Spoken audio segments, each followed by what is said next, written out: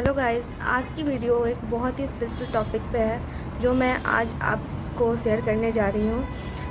ये फेज़ हर किसी के लाइफ में आने वाले होगा या फिर आने वाला है या फिर हो चुका है।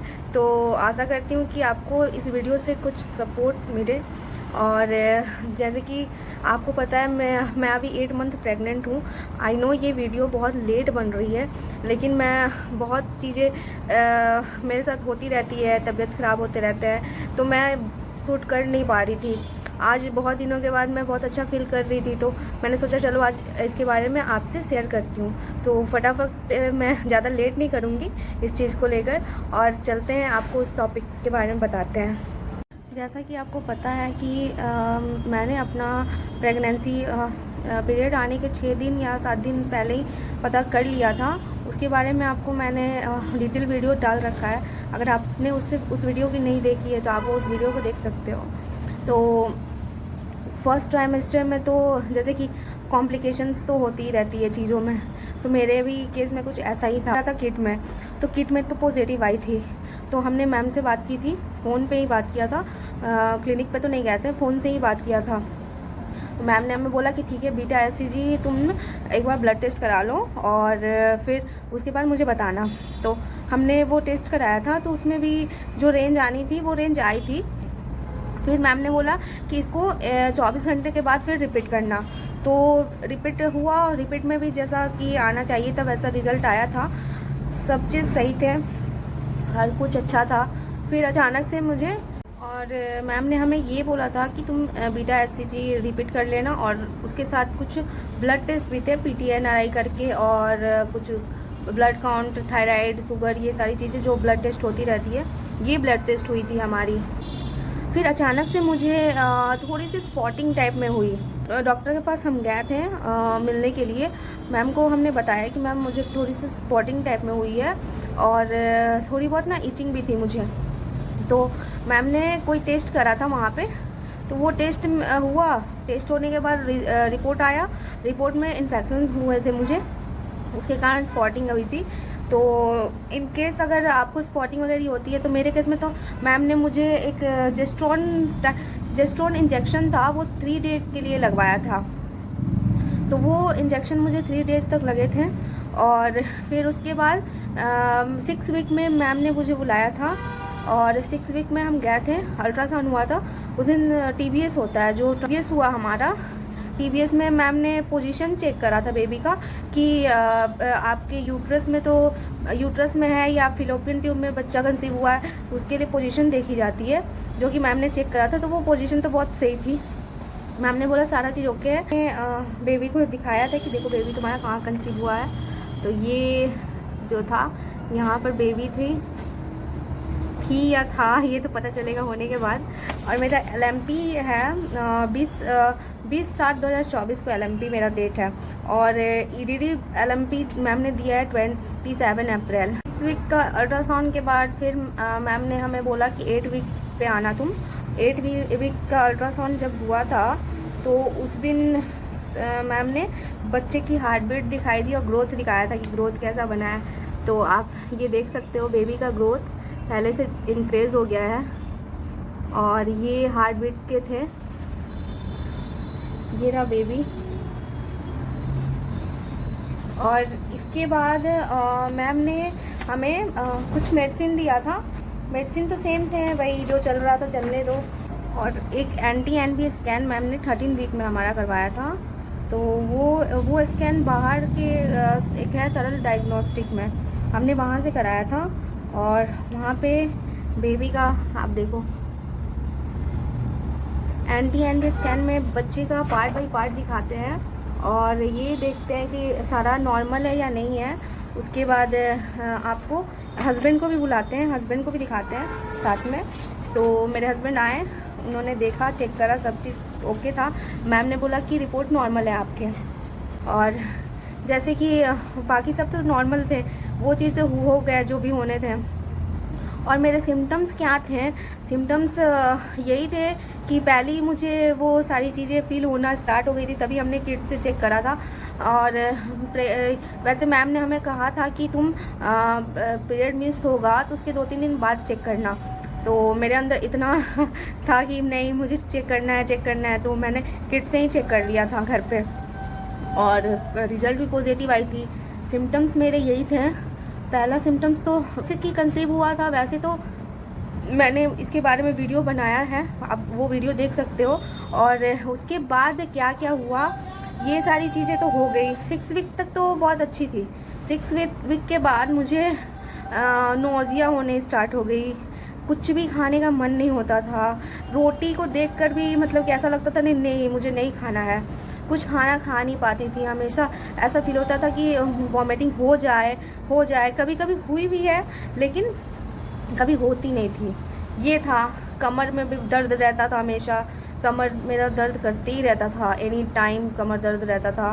फिर पेट के नीचे साइड से भी दर्द होता था। ये सारी चीज़ें मैम को मैंने बता रखा था। मैम ने बोला कि नॉर्मल है ये सारी चीज़ें, लेकिन अगर ज़्यादा हो तो फिर आना तुम मेरे पास। तो ज़्यादा तो उतना ज़्यादा नहीं था कि बर्दाश्त ना हो सके, बर्दाश्त तो मैं कर सकती थी। फिर वो हुई, वॉमिटिंग हो गई पहला। फिर सेकंड क्या था, एनी टाइम मैं सोई रहती थी, खाना नहीं खाती थी, सोई रहती थी। मम्मी मुझे उठाकर ज़बरदस्ती, मम्मी 3 मंथ के लिए आई थी यहाँ पे, मेरे साथ थी, क्योंकि यहाँ पे दिल्ली में हम और मेरे हस्बैंड ही रहते हैं अकेले, कोई था नहीं। मम्मी आ गई थी और मम्मी मुझे ज़बरदस्ती उठाकर फ्रूट्स देती थी। कभी मुझे पराठे बनाकर देखती थी। पराठे तो मैं वो भी अचार के साथ ना खा लेती थी। मुझे कुछ भी चीज़ पसंद नहीं आती थी, ना मैं वेजिटेबल्स खाती थी, ना मैं कोई कुछ भी मतलब तीखा वीखा चीज़ भी कुछ भी पसंद नहीं आता था। उस समय तो बिल्कुल इच्छा भी नहीं करता था कि कुछ खाऊं मैं, ऐसा हो गया था। तो 2 मंथ तो मेरे ऐसे ही बीते, और सोए ही बीते थे। पूरा सोई रहती थी, एक्टिव तो थी ही नहीं, बिल्कुल एक्टिव नहीं थी मैं, और कुछ खाने का भी मन नहीं करता था। लास्ट में जाकर मैं ना राइस, हमारे बिहार साइड क्या होता है ना, चावल पानी, उसमें मिर्च एक पका कर डाल दो, प्याज डाल दो, अचार डाल दो, और उसको करके खाओ तो वो बहुत टेस्टी लगता है हमें। तो मुझे वही मन किया खाने को, तो मम्मी को बोला मैंने, मम्मी बना के दी, तो वही मैं 10 चम्मच भी खाई होगी, बस मुश्किल से 10 चम्मच खाया था मैंने। और वो खाने के बाद कुछ पेट में गया और वो सारी चीज़ें हो गई। मैम ने मेडिसिन दे रखे थे 1 मंथ के लिए, वो मेडिसिन मेरी चली, वो सारी मेडिसिन थी। और जो इन्फेक्शन हुआ था मुझे, वो जो मैम ने वजाइना में इंसर्ट करने के लिए जो मेडिसिन चलाई थी, सस्टेन करके कुछ था, तो वो वजाइना में इंसर्ट करना था। वो इंसर्ट करने के कारण इन्फेक्शन हो गई थी, तो उसको मैम ने रिप्लेस कर दिया, एसआर करके कोई कुछ दिया था। बोला कि ये ओरल लेना है, इसको वजाइना वगैरह में नहीं करना है। और फिर वो दोबारा टेस्ट मेरा हुआ, दोबारा टेस्ट में वो चीज़ ख़त्म हो गई थी, नॉर्मल हो गई थी। तो ये था। पहला वॉमिटिंग होता था मुझे प्रेगनेंसी के 2 हफ्ते बाद, वॉमिटिंग हुआ। नींद, मैं पूरे दिन नींद में रहती थी, कुछ खाने का मन नहीं करता था।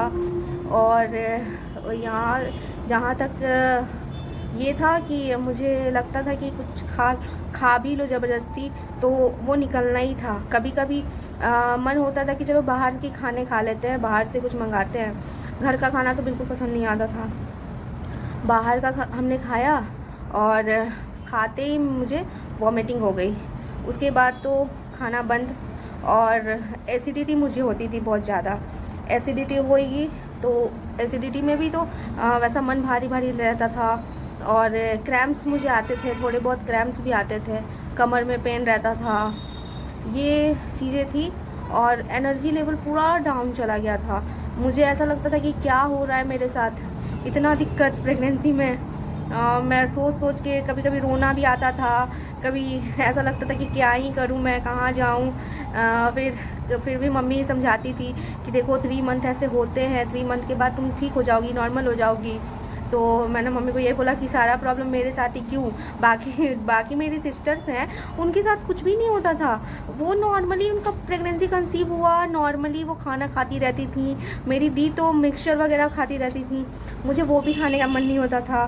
कुछ समय के बाद ना रोटी तो मैंने ना 1.5 महीने तक नहीं छुआ था रोटी को। हाँ, पराठे खा लेती थी, पराठे चाय के साथ ले लेती थी, वो हो जाता था। क्योंकि जब कुछ तो खाना पड़ेगा, मेडिसिन भी लेना है, बच्चा भी है तो आपके अंदर, तो कुछ तो खाना पड़ेगा ही। फ्रूट्स में मैं ऑरेंज वगैरह ले लेती थी, ये सारी चीज़ें थी। और बाकी सब तो ऐसा ही रहा नॉर्मल। तो ऐसे जाके मेरा फर्स्ट ट्राइमेस्टर बीता। कुछ ना कुछ छोटी मोटी कॉम्प्लिकेशन आती रहती है, तो वो चलती रहती है प्रेगनेंसी में। और 8 वीक में जो हमारा स्कैन हुआ था, वो उस स्कैन में बच्चे की हार्ट बीट सुनने के बाद तो मेरे सारे दुख दर्द ख़त्म हो गए थे। और क्योंकि हमने इतने सालों के बाद मतलब कि बहुत तपस्या हुई इसके लिए, बहुत सारे ट्रीटमेंट हमने कराए, बहुत डॉक्टर के पास दौड़ा। उसके बाद आप वो चीज़ महसूस करते हो तो आपके ना सारे कष्ट दूर हो जाते हैं। ऐसा लगता है कि चलो सारे कष्ट मेरे दूर हो गए, अब भगवान जो करेंगे अच्छा ही करेंगे। तो वही छोटी मोटी ही कॉम्प्लिकेशन हुई थी, बाकी सारी चीज़ें नॉर्मल थी। तो ये थी मेरी फर्स्ट ट्राइमेस्टर की जो भी कह लो, थोड़ी बहुत कॉम्प्लिकेशन, थोड़े बहुत अच्छे मोमेंट, थोड़े बहुत मतलब खाने वाने को लेकर भी ये था मेरे अंदर। खाना नहीं खा पाती थी, हस्बैंड थोड़ा परेशान हो गए थे, नहीं कैसे चलेगा, 9 मंथ तक कैसे कर पाओगी, ऐसे रहेगा तो बहुत सारी चीज़ें। तो यही सब था।